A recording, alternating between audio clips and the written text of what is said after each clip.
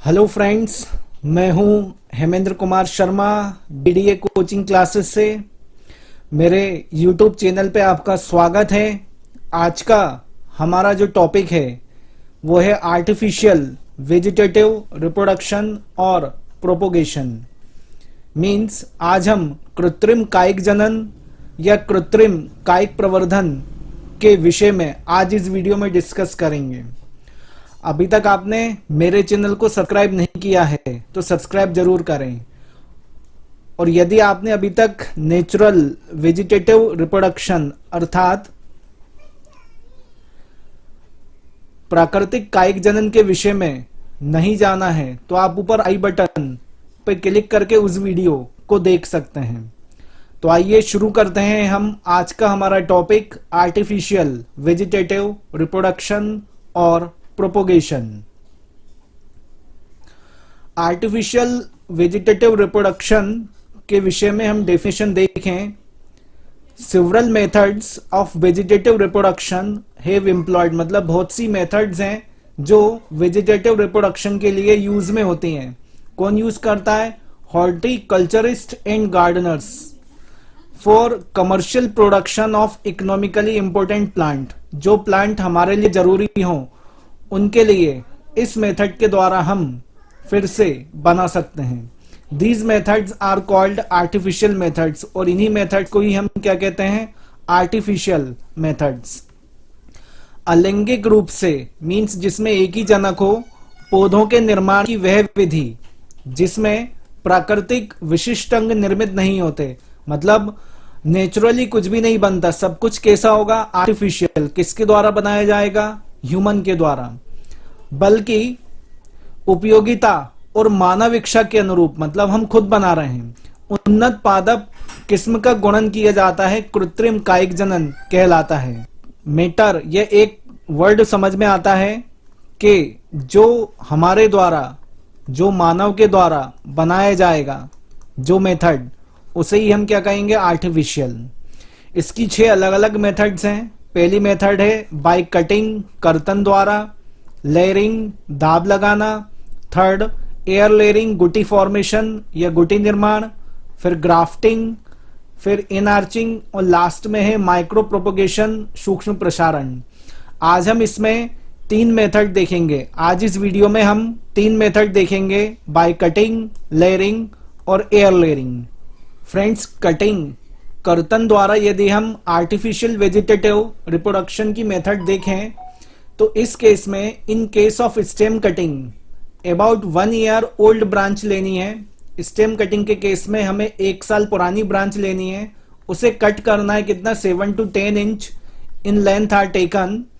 Care should be taken that nodes which were lower in parent plant are put in soil. जो उसके nodes हैं जिसके द्वारा वो ग्रोथ करेगी, वो क्या होगी? सॉइल में दबे। The morphologically higher nodes are kept up, और जो हायर नोड्स रहेंगे वो कहां रहेंगे? ऊपर की तरफ। आफ्टर सम टाइम, जब हम उसे सॉइल में दबा देंगे, मिट्टी में दबा देंगे, adventitious roots develop from lower portion of stem. क्या होगा? स्टेम के लोअर पोर्शन से एडवेंटिशियस रूट अर्थात अपस्थानिक जड़ें निकलने लगेंगी, और उन जड़ों को हम अलग जगह लगाकर एक नया प्लांट उससे बना सकते हैं। यदि हमें रैपिड रूटिंग चाहिए, मतलब हमें जो जड़ें हैं, वो जो रूट्स हैं, उन्हें जल्दी बनाना हो, तो हम क्या करेंगे? The cut end of stem is dipped into solutions of special growth hormones like auxin. क्या करेंगे कि जो एंड हम काटेंगे उसे हम क्या करेंगे? ग्रोथ हार्मोन में डिप करके फिर मिट्टी में दबाएंगे। इसके स्ट्रक्चर में हम देखें तो इसके स्ट्रक्चर में देखिए कि ये 2 हमने ब्रांच ली, इसमें से हमने इसको नीचे से काटा और बाद में इसको क्या किया? सॉइल के नीचे दबा दिया। सॉइल के नीचे दबाने से क्या होगा? इसमें थोड़े दिन बाद रूट डेवलप होने लगेगी, और जब रूट डेवलप होगी तो उसे हम क्या करेंगे? एक अलग जगह लगाकर एक नया प्लांट उससे डेवलप कर लेंगे। ये कौन कौन में होता है? एग्जाम्पल रोज में, ग्रेप्स में एंड चाइना रोज में। हिंदी में देखें तो इस प्रक्रिया का उपयोग पौधे के अत्यंत वृद्धि के मौसम में होता है, मतलब वो प्लांट जो उस समय अधिक वृद्धि कर रहा हो। इसके लिए हम क्या करते हैं, 1 वर्ष पुरानी शाखा के 7 से 10 इंच भाग को काट लेते हैं। कितना भाग काटना है हमें, 7 से लेकर 10 इंच, तथा उसकी पत्तियों को हटा देते हैं। कटी हुई शाखा को मिट्टी में 75 डिग्री के कोण पर झुकाकर लगा देते हैं। ये हमने जो लगाया ये कोण कितना रहेगा, 75 डिग्री का। कुछ समय बाद शाखा के दबे भाग से मूलों का विकास हो जाता है, मतलब जड़ें उससे बनने लगती हैं और नया पौधा बन जाता है।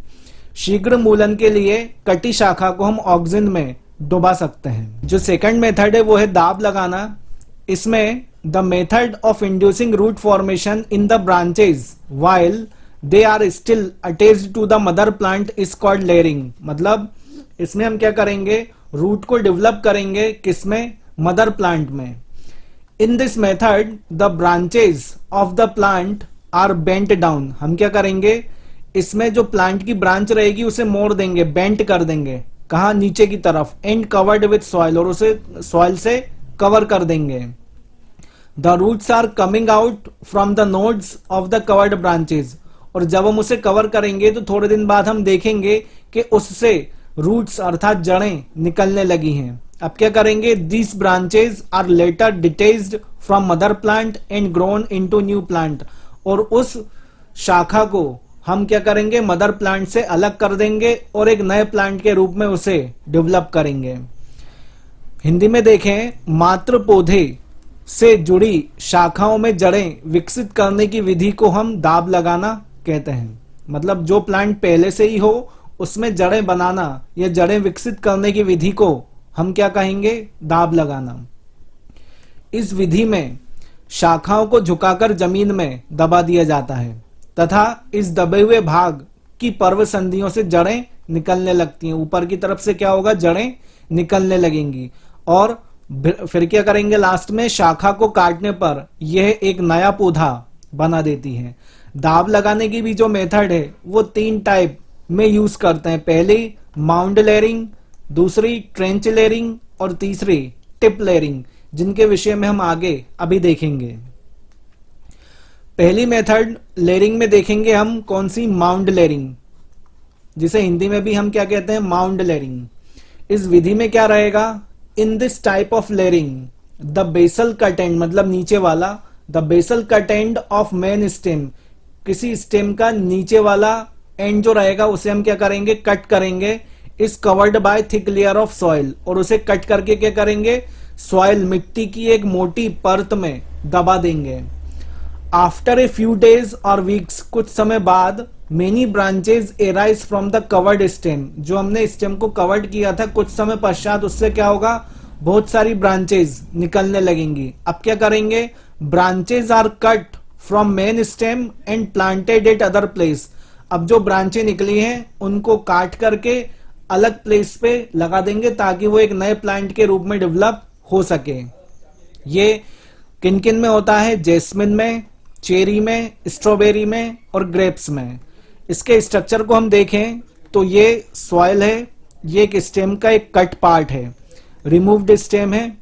अब क्या कर रहे हैं, हमने इसको सॉइल के अंदर दबा दिया। जब हम सॉइल के अंदर दबाएंगे तो ये देखिए कि इसमें बहुत सारी ब्रांचें यहाँ पर बनने लगी है। इसमें से हर एक ब्रांच को यदि हम अलग लगाएं तो ये हर एक ब्रांच एक नए प्लांट को डेवलप कर सकती है। यहाँ पर देखिए लिखा हुआ है twig with root.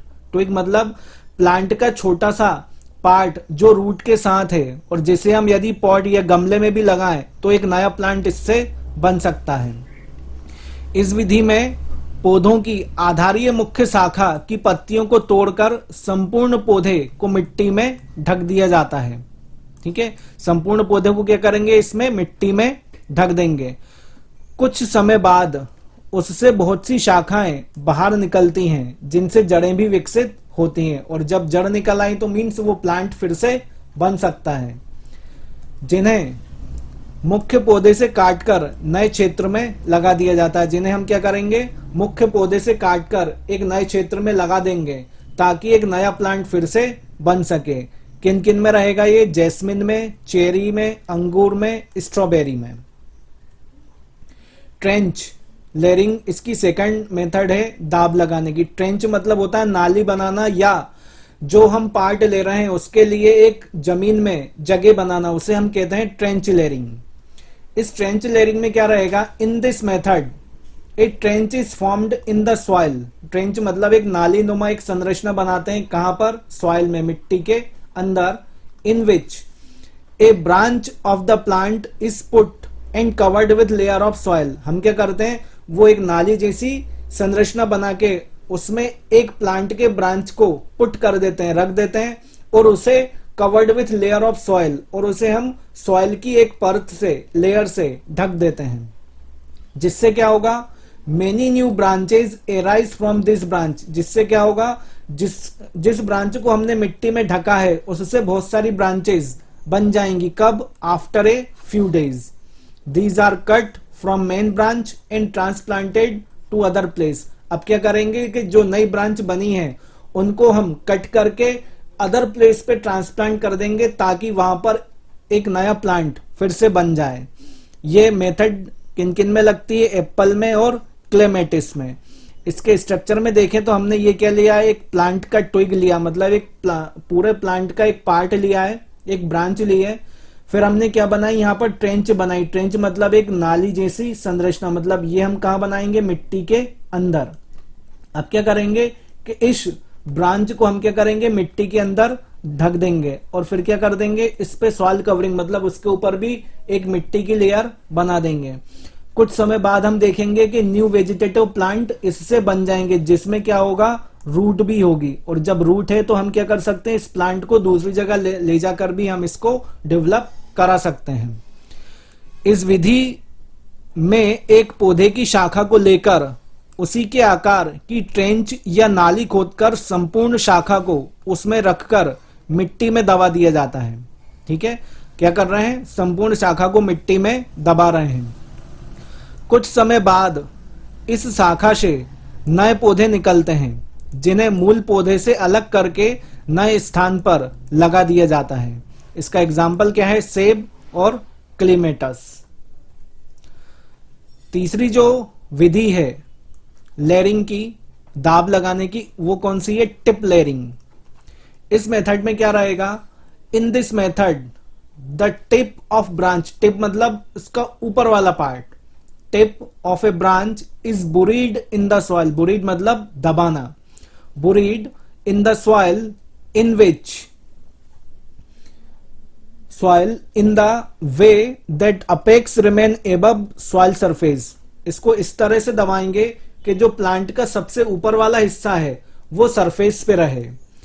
After a few days the branch develops root in the buried portion. जिस पोर्शन को हम दबाएंगे उससे क्या होगा, कुछ समय बाद ब्रांचेस निकल जाएंगी, मतलब रूट्स निकल जाएंगी। अब क्या करेंगे, इट इज नाउ कट, उन्हें काट कर and transplanted to other places, उसको हम ट्रांसप्लांट कर देंगे अलग जगह पर, ताकि वो एक नए प्लांट के रूप में वहां पर डेवलप हो जाए। इसके स्ट्रक्चर में सिंपल स्ट्रक्चर देखें तो हम क्या करेंगे कि जैसे कोई एक प्लांट है, इसकी हमने क्या की, इस ब्रांच को क्या किया, दबा दिया। इसके अपेक्स को हमने कहाँ रखा, सरफेस पे। जब हम इसको यहाँ पर दबा देंगे तो थोड़े दिन बाद हम यहाँ पर देखेंगे तो क्या होगा, यहाँ पर रूट डेवलप होने लगेंगी। और जब किसी प्लांट में रूट डेवलप होने लगती है तो हम क्या कर सकते हैं, उसको कहीं और भी डेवलप कर सकते हैं। इस विधि में शाखा के अग्रभाग को मृदा में तब तक दबाकर रखा जाता है जब तक कि उसमें जड़ें नहीं निकल जाती। कब तक दबाकर रखना है, जब तक उसमें जड़ें ना निकलें। जड़ों से निकलने के पश्चात नई शाखा को मात्र पौधे से काटकर अलग करने के पश्चात नए स्थान पर लगा दिया जाता है। और नए स्थान पर लगाएंगे तो वहां पर क्या होगा, एक नया प्लांट डेवलप हो जाएगा। जो आर्टिफिशियल वेजिटेटिव रिप्रोडक्शन की तीसरी मेथड है उसे हम कहते हैं एयर लेयरिंग या गुटी फॉर्मेशन। इसे हम हिंदी में गुटी निर्माण भी कहते हैं। ये वेरी मोस्ट इंपोर्टेंट है एमपी बोर्ड वाले स्टूडेंट्स के लिए, क्योंकि इसका क्वेश्चन ज्यादातर पूछते हैं। गुटी निर्माण होता क्या है, अभी तक हमने क्या देखा कि हम क्या कर रहे हैं कि किसी प्लांट को कहीं से भी लेकर उसको मिट्टी में दबा रहे हैं, और मिट्टी में दबाने के बाद उससे जड़ें निकल रही हैं, और जड़ें निकलने के बाद हम उन जड़ों को नई जगह ले जाकर एक नए प्लांट के रूप में डेवलप कर रहे हैं। गुटी निर्माण क्या रहेगा, उसी प्लांट के ऊपर वही होगा। कैसे? It is a modified form of layering. ये लेयरिंग का कैसा फॉर्म है? परिवर्तित रूप है। इन विच द कट और injured branch is not buried in the soil. हम इसमें क्या करते हैं, किसी भी ब्रांच को ना तो कट करते हैं ना ही इंजर्ड करते हैं और उसे सॉइल में भी नहीं दबाते, लेकिन बट इज बाउंड विथ, लेकिन हम इसमें क्या करते हैं, बाउंड विथ मड एंड रेग्स। लेकिन हम क्या करते हैं, उस ब्रांच को कीचड़ से दबाते हैं। कीचड़ मतलब मिट्टी से दबाते हैं। Which is keeped moist with the help of water keeped in pot. और क्या करते हैं, हम जो ब्रांच है उस ब्रांच को पहले छीलते हैं। छीलने के बाद जब उसमें एक जगह बन जाती है तो उस जगह को क्या करते हैं, मिट्टी से ढककर उसमें एक ऐसी मेथड लगाते हैं ताकि उसमें कंटिन्यू वाटर का फ्लो बना रहे। क्या होगा, थोड़े दिन बाद the roots develop at this portion within a period of month और 2। इससे क्या होगा कि जो बंधी हुई जगह है उससे क्या होगा, कुछ समय बाद जड़ें निकलना प्रारंभ हो जाएंगी। इसका यदि हम स्ट्रक्चर देखें तो इस स्ट्रक्चर से आपको अच्छे से समझ में आएगा कि जैसे कोई हमने ब्रांच ली, कोई स्टेम लिया, इस स्टेम को हमने क्या किया, छीला। यहां से हमने क्या किया, इसको छील दिया। फिर हमने क्या किया, यहां पर हमने मिट्टी से उसको ढका और ऊपर से एक पट्टा टाट बांध दिया और यहां से हमने एक ऐसी मेथड लगाई ताकि इस पॉट से यहां पर कंटिन्यू वाटर का फ्लो बना रहे, ताकि ये गीला बना रहे। और गीला बना रहेगा तो क्या होगा कि यहां पर 1 से 2 महीने बाद क्या होगा, रूट डेवलप हो जाएंगी, जिनको हम अलग करके नए प्लांट के रूप में विकसित कर सकते हैं।